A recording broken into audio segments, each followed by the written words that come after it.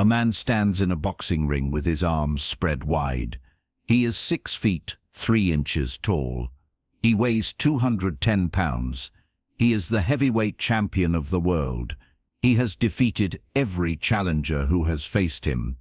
He floats like a butterfly and stings like a bee. His name is Muhammad Ali, and he has just told a much smaller man to hit him as hard as possible, while he stands completely still and defenseless. 300 people watch in silence. They know something impossible is about to happen. They just do not know what. Los Angeles, California, February 12, 1972. Saturday evening, 8:30 p.m. The location is a private sports facility in downtown Los Angeles, not a famous venue, not Madison Square Garden or the Forum, just a space with a regulation boxing ring, folding chairs, and fluorescent lights. This event is not on any official calendar. No tickets were sold. No media was invited. Only whispers, rumors that spread through martial arts schools and boxing gyms for 3 weeks. Muhammad Ali has challenged Bruce Lee, the greatest boxer alive, versus the martial artist everyone is talking about. But it is not a real fight. It is a demonstration, a test, a public answer to a question that has been debated in bars and training rooms across America. Can martial arts defeat boxing? Can a small man beat a giant? The crowd of 300 is an unusual mix. Half are from the boxing world. Trainers who have worked with champions. Fighters who have won titles. Referees who have overseen many bouts. They are here because Ali invited them. They are here to witness him prove a point. The other half are from martial arts. Masters of karate, kung fu, judo, aikido. Students of Bruce Lee, people who have heard the stories about his speed, his power, his understanding of combat that goes beyond what traditional fighting teaches. They are here because Bruce accepted the challenge, because Bruce never backs down, ever. The challenge started 3 weeks earlier at a private party in Beverly Hills. Someone mentioned Bruce Lee's name. Someone said Bruce claimed martial arts could beat boxing. Ali laughed. Not mockingly, just confident, amused. He said, "Bring him to me. Let him hit me. I'll stand still. Won't block. I won't move. Just let me see this kung fu magic everyone talks about. Then we'll know if it's real or just dance." The comment was meant to be showmanship, Ali being Ali, the entertainer, the provocateur, but the comment reached Bruce, and Bruce did not ignore it. He called Ali's manager. He said, "I accept. Set it up. Private. Witnesses only. 1 strike. Ali stands still. Then everyone will know."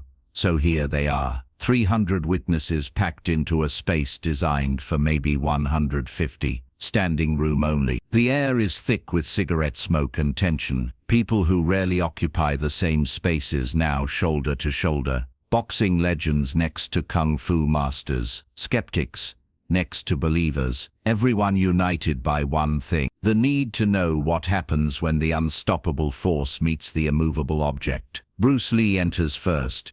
He is 31 years old, 5 feet 7 inches, 135 pounds. He is wearing simple black training pants and no shirt. His torso is lean, defined muscle, not bulky, not the kind of physique that wins bodybuilding contests. But every muscle has purpose, economy. He moves through the crowd quietly. No entourage, no ceremony. He climbs through the ropes and stands in the corner, waiting.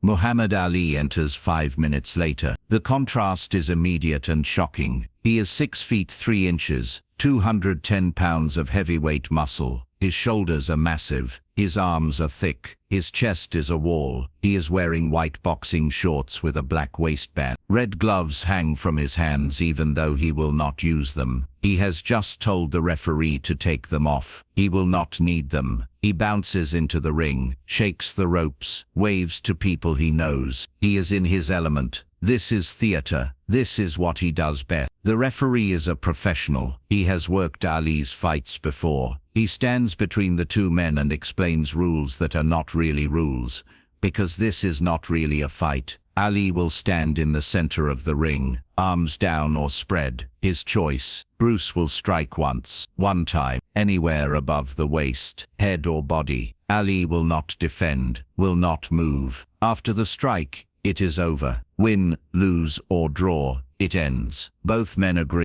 Ali walks to the center of the ring. He looks at Bruce. The height difference is absurd. When Ali looks at Bruce, he is looking down at the top of Bruce's head. When Bruce looks at Ali, he is looking up at Ali's chin.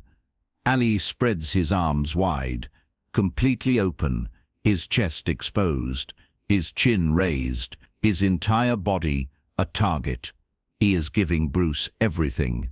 No defense, no protection, just flesh and ego. He smiles. That famous Ali smile, the one that has been on 1,000 magazine covers. He says loud enough for the front rows to hear, "Go ahead, little man. Hit me. Show me what you got." Bruce does not respond. He stands 3 feet away. No fighting stance. Just standing, breathing normally. His hands at his sides.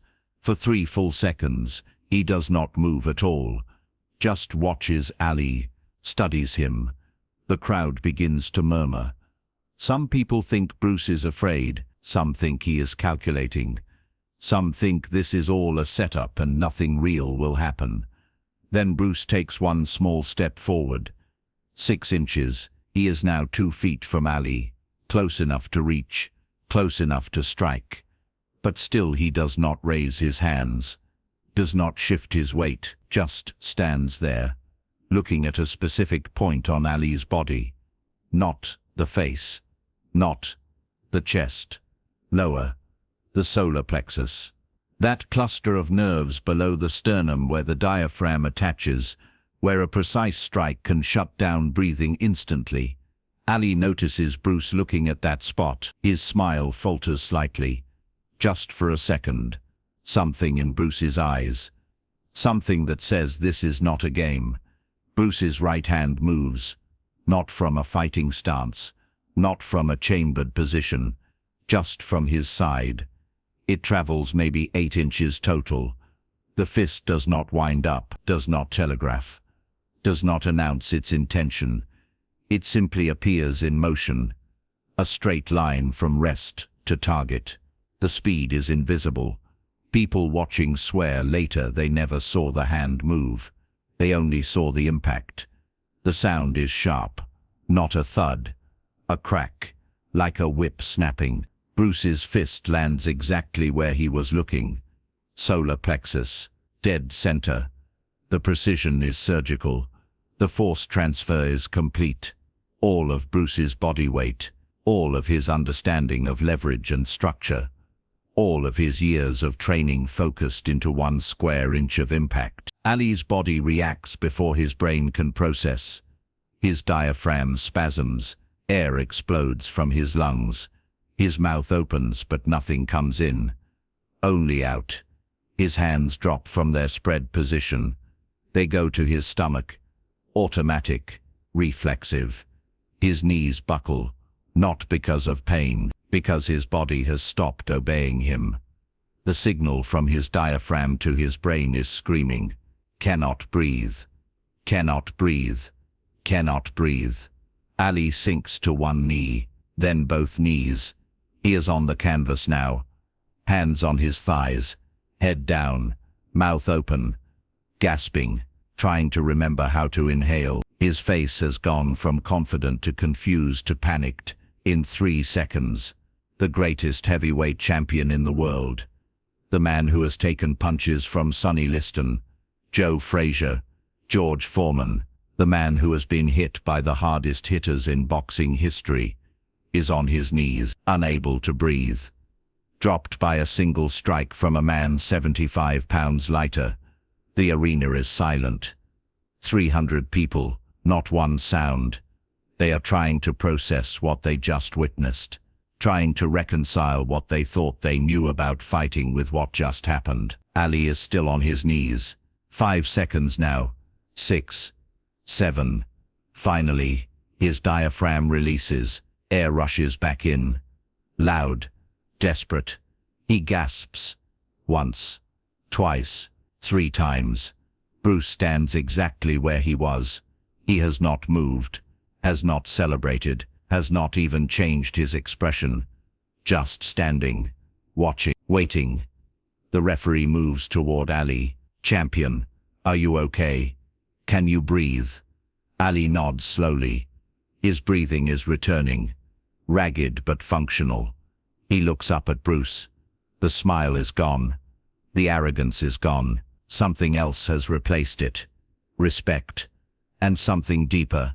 Understanding. The understanding that what just happened should not be possible but is. Bruce steps forward. He extends his hand. Ali looks at it, then takes it. Bruce helps him stand. Ali towers over Bruce again. The physical reality returns. The giant and the smaller man. But something has changed. Size no longer feels like it matters. Ali speaks quietly. Only Bruce hears. What did you do? Bruce responds equally quietly. I showed you what you asked to see. Martial arts is not magic. It is not mystery. It is precision. It is understanding the body. Understanding where to strike. Not where there is muscle, where there is vulnerability. Your body is powerful, but every body has points where power does not matter, where structure matters, where nerves matter. I hit the solar plexus, the diaphragm cluster. When you strike there with correct angle and force, breathing stops. Size is irrelevant. Strength is irrelevant. Only understanding matters. Ali takes a deep breath. A full breath now. His body has recovered. He says, I have been hit by the hardest punches in boxing. Heavyweights. 240-pound men throwing everything they have. I have never felt anything like that. You are 135 pounds. How is that possible? Bruce says, because they were trying to hurt you with force. I was trying to disable you with precision. Force and precision are different things. Boxing teaches force.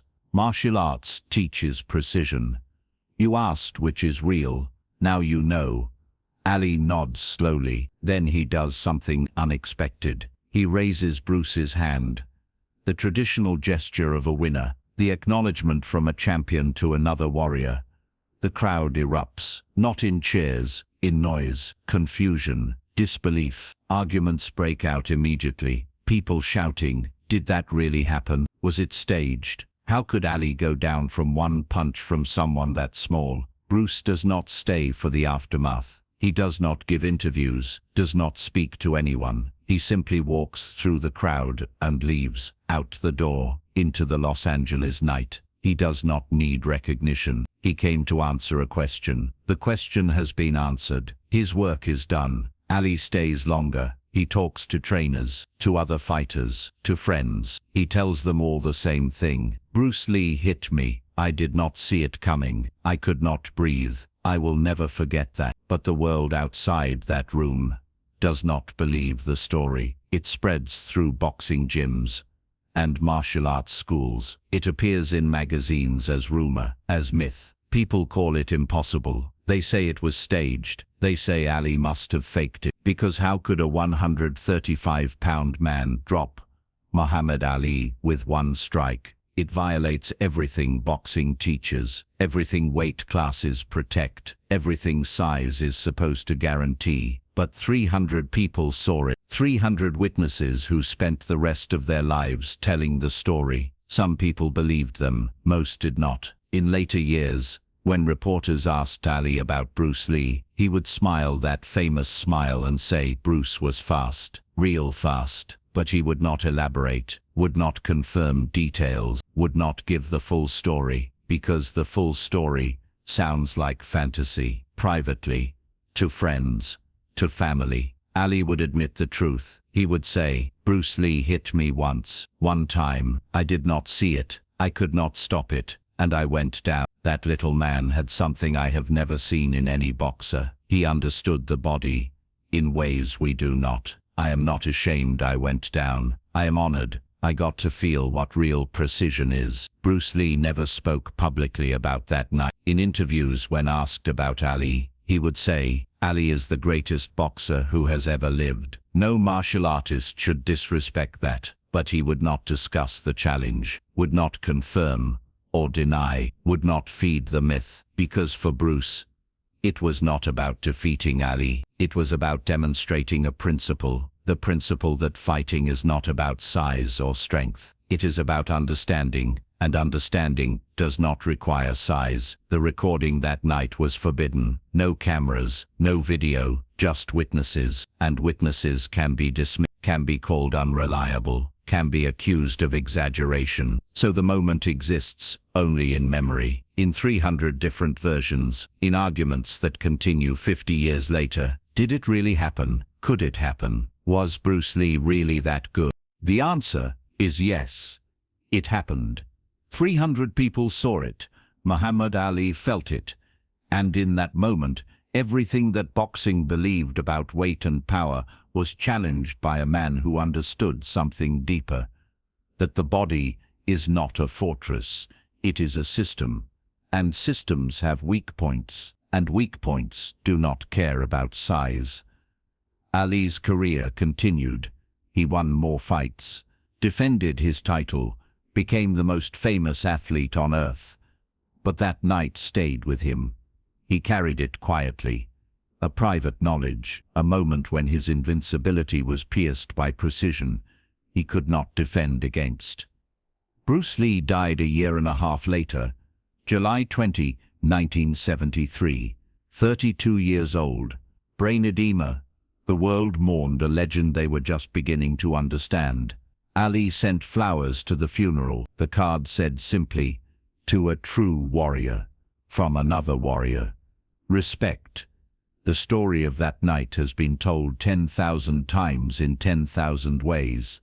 Books written, documentaries made, arguments waged.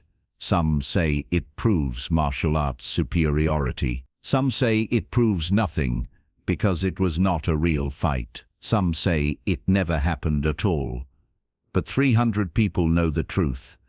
They saw Muhammad Ali, the greatest heavyweight champion in history, go to his knees from a single strike by a man 75 pounds lighter. They saw the impossible become real. They saw size lose to precision, strength lose to understanding. The West meet the East and discover that what matters in combat is not what tradition teaches, it is what reality proves. Bruce Lee did not defeat Muhammad Ali that night. He educated him. He showed him a dimension of fighting that boxing does not explore. Ali understood. He acknowledged it privately. He respected it deeply. But he never confirmed it publicly, because the world was not ready to believe that size does not guarantee victory. 50 years later, people still argue about that night, about whether it happened, about what it means, about who was really superior. But the people who were there do not argue. They know what they saw. They know what it meant. The moment when legend met legend, and one legend learned something even greatness had not taught him. That power is not the same as mastery, and mastery does not require size.